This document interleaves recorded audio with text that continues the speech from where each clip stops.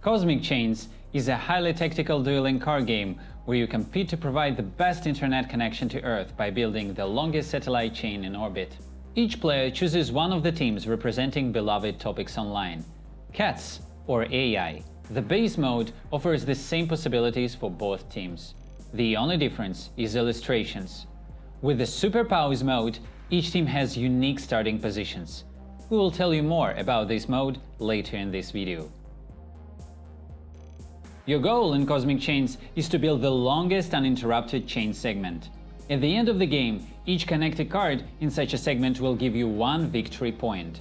All other cards do not count. The player with the most victory points provides the best internet connection for the planet and wins the game. Cosmic Chains is very easy to set up. Players sit opposite each other, choose the characters, take the corresponding satellite decks, shuffle them, and place them face down on the table. The decks mark the position of the first satellite the players will launch. Both players also take a bug token of a corresponding color. This token goes with one of the satellites. The position of players at the table determines the direction of building chains. One player will launch satellites from left to right, and the other one from right to left. Remember, you cannot change the direction throughout the game. Cosmic Chains also has modes. So, if you play with the Superpowers mode, both players take 3 superpower tokens of the corresponding color and place them face up on the table in the correct order, from 1 to 3. If you play with the Space Debris mode, you need to draft the cards. Take the deck of 8 Space Debris cards. One player gets the Energy Drink Sample card and 4 can tokens, and the other player gets Chaotic Blender with 4 Milkshake tokens. The remaining 6 Space Debris cards are shuffled to form a deck.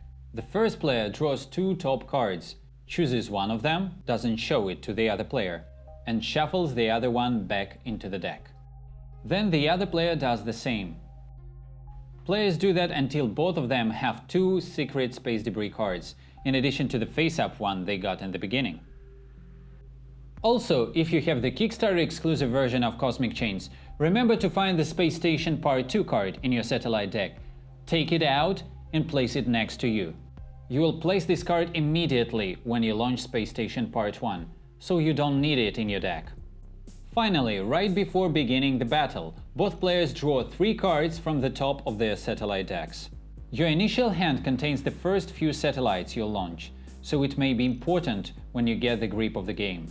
If you don't like your initial hand, you may return any number of cards into your satellite deck, shuffle it, and draw as many cards as you returned.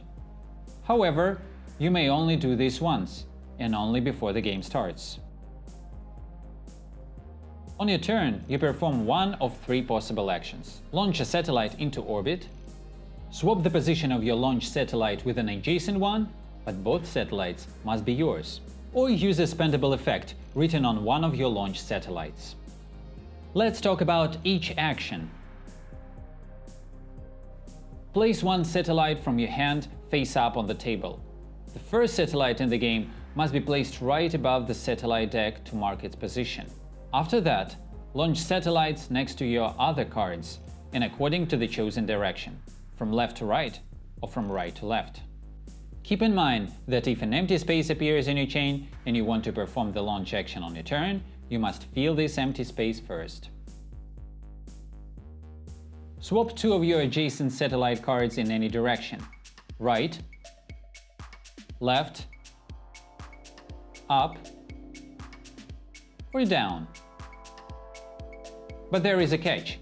We're in the Earth orbit. That's why, technically, we are launching the satellites around the globe, not in a line. That's why the first and the last satellites in your chain are connected or looped. For example, these 2 cards here may be swapped. Or in this case, the copycat card copies the first satellite's action. Most of your cards have abilities, effects. The ones that have this blue icon are called spendable and cost 1 action to perform. For example, this Pew card has a spendable effect that allows you to destroy the above adjacent satellite. First, you spend an action to launch this Pew. Right now, you cannot do anything until it's your turn again. On your next turn, you can spend your action to use the Pew's effect and destroy the above adjacent satellite. Pay attention to the limitation symbols for this type of effect. Some of these effects can be performed once per game, others as many times as you want. Apart from spendable effects, there are two other kinds: instant and background. Instant effects can be played in the moment of performing the launch action and cannot be performed later in the game. Be attentive, these effects cannot be copied by other cards. Background effects are always active as soon as the card is launched. For example, this copycat card copies the effect of the opponent's satellite continuously until it's moved somewhere else or destroyed. And in this case, you can use the copycat to destroy an opponent's satellite, just like their Pew. Each satellite has a type that allows them to connect with one another. During the game, the types might not look important, and you can launch the satellites in any order. But when scoring, it is essential to count only the cards which are connected properly. There are three types. Network satellites. They can connect to other network satellites or helpers, cards with a socket icon. Helpers can be connected to network satellites and to other helpers. The most challenging cards are Pew cards. They do not provide internet and serve only as combat satellites, so you have to connect them properly, or they will interrupt even your own chain. Imagine that electricity flows through a chain. It must come in and out of each satellite. So, to connect your Pew that is inside your chain, you must place a helper from both sides of it, left and right, to let the flow in and out. If you destroy your opponent's satellite with a Pew card to bite off a piece of their chain, you can also connect it to yours. Just place a helper right below this Pew on any other turn. Remember that you can only connect your satellites to your chain, never your opponent's. After finishing their turn, a player draws cards from the top of their satellite deck until they have a hand of 3 cards. Then the opponent takes their turn. Once one of the players launches their last satellite, the opponent takes one more turn. After that, the game ends and both players count their victory points. Players get 1 victory point for each properly connected satellite in the largest uninterrupted segment of their chain. To spice up the base game, you can play with the Superpowers mode, the Space Debris mode, or with all of them at once. In the Superpowers mode, both players get special tokens with asymmetrical abilities they can use on their turn to perform additional actions. Each of 3 tokens can be used only once per turn, once per game, and only in the order from 1 to 3. The Space Debris mode adds a bunch of additional ways to earn victory points. Can and milkshake tokens are floating around to add VPs or be exchanged for actions. And the face-down Space Debris cards offer hidden objectives that will bring you VPs at the end of the game for the requirements you complete.